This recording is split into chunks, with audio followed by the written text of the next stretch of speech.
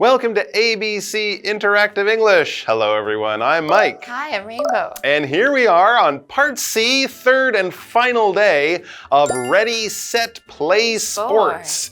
We're still with Aaron and Robin, and today we're going to be changing the focus from sort of the traditional sports that we looked at before, right? We had football, American and soccer. What did we have? Tennis, golf, basketball, volleyball. Mentioned volleyball. We also mentioned baseball there. And Robin and Aaron are interested or have played all of those sports before. And of course, those are pretty normal sports, right? We see them on TV. The professional players make a lot of money, most of them. You sweat, you've got to practice and be in really good shape to play them. Today, though, we're going to be looking at, I don't know, sometimes some of these things, some people wouldn't call them sports. They would call them activities or pastimes. The ones that they will be doing is bowling. Have you ever gone bowling? Yeah. Right? Where you roll that ball down a long lane and you try to hit those little things that look like, I don't know, penguins. Yeah. Pins, we call them. There's 10 of them, you knock them over. So those are kind of indoor sports. Anyone can do them, right? You do it with your friends on a Saturday afternoon or something. But some people do play these at a very high professional level. Bowling. What was the one you mentioned? Was it darts? Darts, right? Throwing darts. I would also probably put pool. Yeah. You know, they can or do snooker. Pool pretty professionally. Absolutely. Yeah. But is it a sport? You don't sweat, right? It takes skill, You don't have to be in good shape. It does take skill. It does take practice, but how about card games? Are those also kind of like some of these sports? I don't know. It's a very interesting area. The other thing is, of course, all of the things we mentioned there, bowling, darts, pool, not in the Olympics. So does that make them sports? They do have two types of, they're balls or darts, right? So maybe if there's a ball, then it's a sport. So let's turn our attention to the other sports that may not be sports, may be pastimes, but they're still really, really good fun, and you can enjoy them no matter how talented or skilled or in good shape you are. So let's check it out. Robin and Aaron are at a bowling alley. Bowling is so much fun. I don't remember it like that. That's because you're doing great. It was hard for you to control the ball before. Maybe, but I'm controlling it pretty well today. Yes, you are. I have a similar problem when I play badminton or table tennis.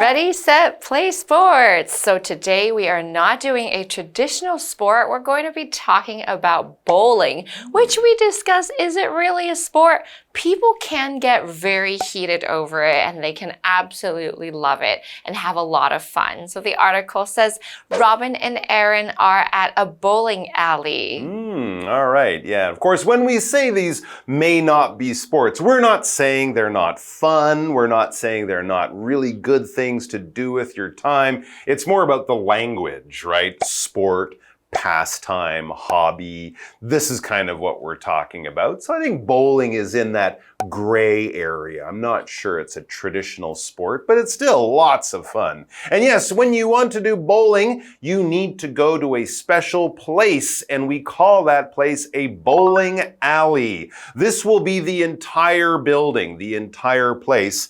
What you are actually using when you play your game is a lane, kind of like a small street. We have a street and a lane. An alley, though, a bowling alley will be much bigger. There'll be many bowling lanes, probably 10 or 20. Lots of people can play at the same time. So I'll meet you at the bowling alley is another way of just saying I'll meet you at the place where we do this bowling activity. So let's get into it.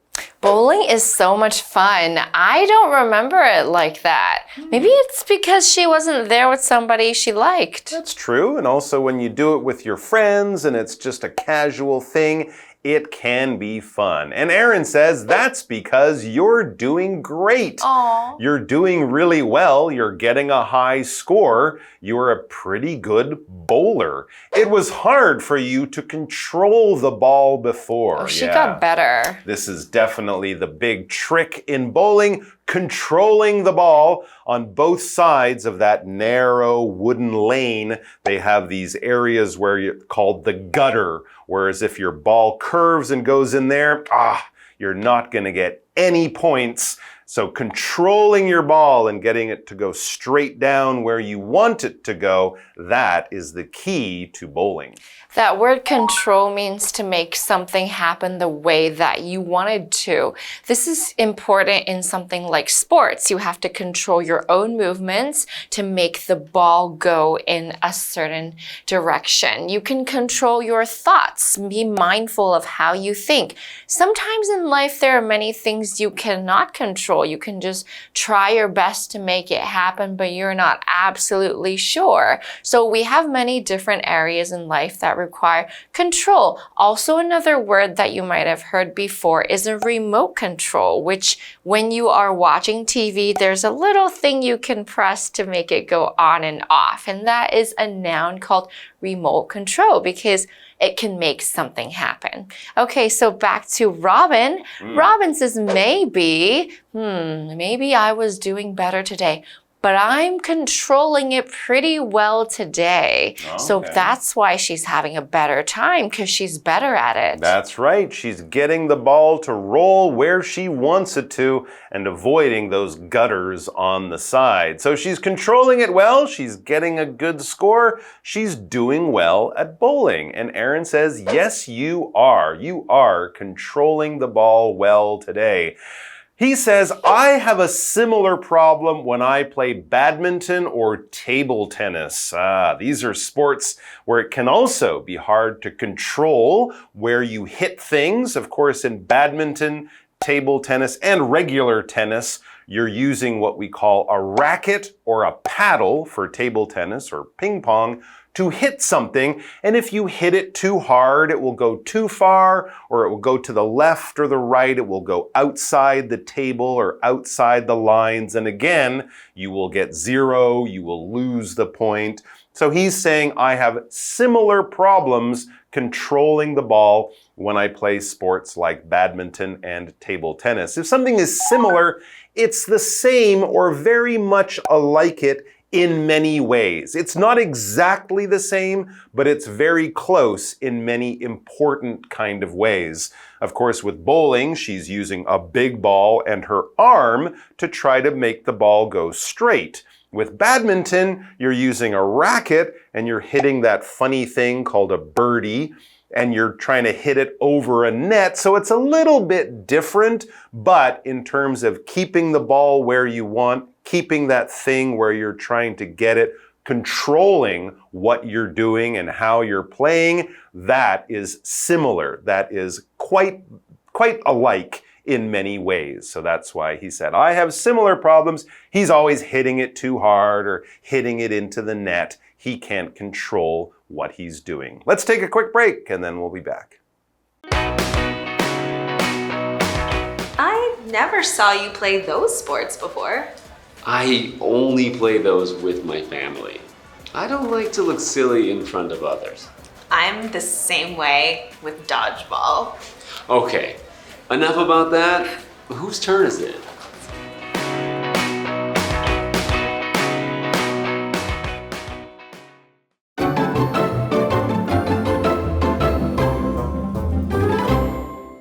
All right, we are back, and Aaron was just telling Robin that sometimes when he plays badminton or table tennis, he has problems controlling where he hits the ball or the birdie. He's not super good at these sports. He would like to be better. That's a little surprising, right? Because he's good at basketball, he's good at baseball, he's good at many other sports, and he plays those sports at school. But back in our dialogue, Robin has a question because she doesn't know that Aaron plays badminton and table tennis. Robin says, I never saw you play those sports before. Yeah, so he doesn't play them at school. He's not on the school team. It's kind of news to her that he plays badminton and table tennis. So Aaron explains, I only play those with my family. So we'll have a family badminton game in the park. Maybe they have a table tennis table at home or something. He plays it with his mom, his dad, his brothers, sisters, cousins, something like that. Why does he only play those sports with his family? He says, I don't like to look silly in front of others. So he's the kind of guy that if he's not good at a sport, he doesn't want to play it in front of other people because they might laugh at him or tease him or make fun of him. So he's kind of shy about his terrible badminton and table tennis skills. Silly is an adjective to describe somebody who is not serious. Maybe he's doing something funny, making a joke. The motions are a little bit strange. It's not so smooth. Maybe he looks a little bit clumsy, like things are falling down, or he's making some awkward expressions.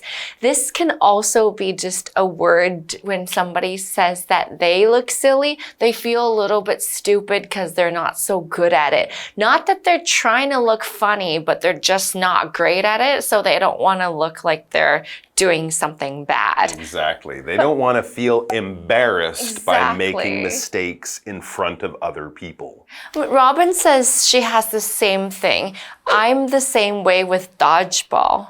Oh, okay. So dodgeball, that other popular school sport where you throw the ball at other people to hit them or catch the ball to stop them from getting a point. She doesn't like to play that. She thinks she looks bad. She looks bad. She's always throwing the ball into the ceiling. Or getting hit in the face by the ball or something like that. Yeah, dodgeball can make people look silly. The ball hits you and goes bing, and everyone goes, ooh, that's gotta hurt. So it's a fun game, but it can also hurt and be embarrassing. I understand Robin there. Okay, Aaron says, enough about that. He's kind of finished having this conversation. And hey, yeah, they're in the middle of a bowling game, right? A bowling match is going on here. You can't just stop and start talking about stuff. We gotta play. Whose turn is it? He asks because he's kind of forgotten. Because of course in bowling, like in many sports, one player goes while the other player waits. And then when that first player has had their turn, it will be the other player's turn or their chance to go up and hit the ball or throw the ball or get some points. Because of course in life we sometimes can't do everything all at the same time together. We have to let one person go and then someone else will go and then I can go. And that's the way we make sure everyone gets a chance. Everyone gets a turn. This is something kids learn when they're young, right? When you're playing with a fun toy or a video game. Taking turns. One kid can't just play it for 3 hours while we all sit there and watch. No, that's no fun. So one kid will play and then another person. And also in driving, right? Sometimes you let one car go and then I go and then you go. This is called taking turns. When it is your chance to go, it is your turn. All right, it's my turn. No, it's your turn to say goodbye. Oh, so say goodbye all right. It is my turn. Yeah. Thank you guys for joining us today. And we're so glad that we could talk about sports together. I hope that you get to try something you've never done before. And the most important thing about sports is, you know what? Don't worry about being silly. It's just that you're there to have some fun. Okay, and we will see you back very soon next time for another topic. Bye-bye. Take care, everyone.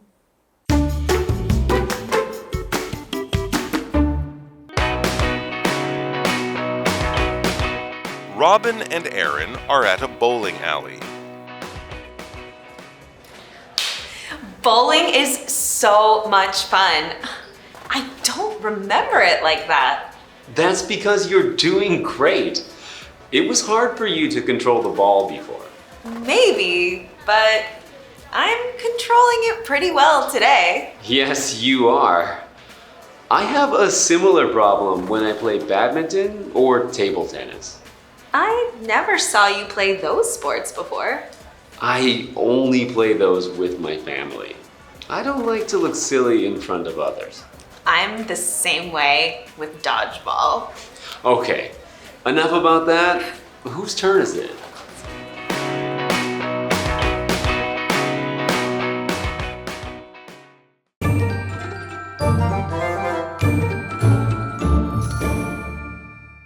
Hi, I'm Tina. 我们来看这一课的重点单字。第一个 control 动词控制操控。You can control the lights with your phone. 你可以用手机控制灯光。下一个单字 similar 形容词类似的相似的。The two designs are very similar. 这两个设计非常相似。下一个单字 silly 形容词愚蠢的。Tim made a silly joke. Tim 说了一个蠢笑话。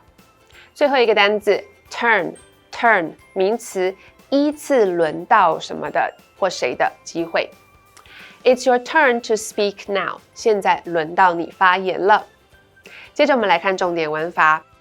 第一个 A sees B 加上动词 A 看到 B 在做某件事。See 是一个感官动词。感官动词的受词之后要接原形动词，用来强调整个动作或者是事件。我们来看看这个例句 I saw the manager leave the office. 我看到经理离开办公室了。下一个文法 Somebody is the same way with 加名词，某人在某方面也是一样的。The same way 用来代指前面所提及的状况。我们来看看这个对话。Linda is scared of the dark. Linda 很怕黑。I'm the same way with heights. 我也很怕高。最后一个文法 Enough about that. 不说那个了。字面的意思是那件事说得够多了，用于转换话题的情况。我们来看看这个例句 Enough about that. Which movie are we going to watch tonight?不说那个了，我们晚上要看哪一部电影？以上就是这一课的重点单词跟文法，我们下一课再见，拜拜。Taiwan has 16 officially recognized indigenous communities, making up about 8% of Taiwan's total indigenous population is the Bunun community. A perfect place to learn more about their rich culture is the Bunun Leisure Farm. The Bunun community is one of the indigenous communities in Taiwan. In 1995, Pastor Guang Shenbai started the Bunun Leisure Farm. He wanted to offer jobs to the local Bunun. The farm is in a mountain paradise in Taidong County. The area has clean air, pure water, and rich soil. Fruits and vegetables here are all organic. They raise cattle, sheep, and chickens too. Visitors can enjoy delicious food, local art, and traditional performances. A trip to the farm gives you a close look at Bunun life and culture. There is really so much to do and see at Bunun Leisure Farm. With their various hands-on activities and engaging performances, you will definitely leave knowing more about the rich culture and heritage of the Bunun people.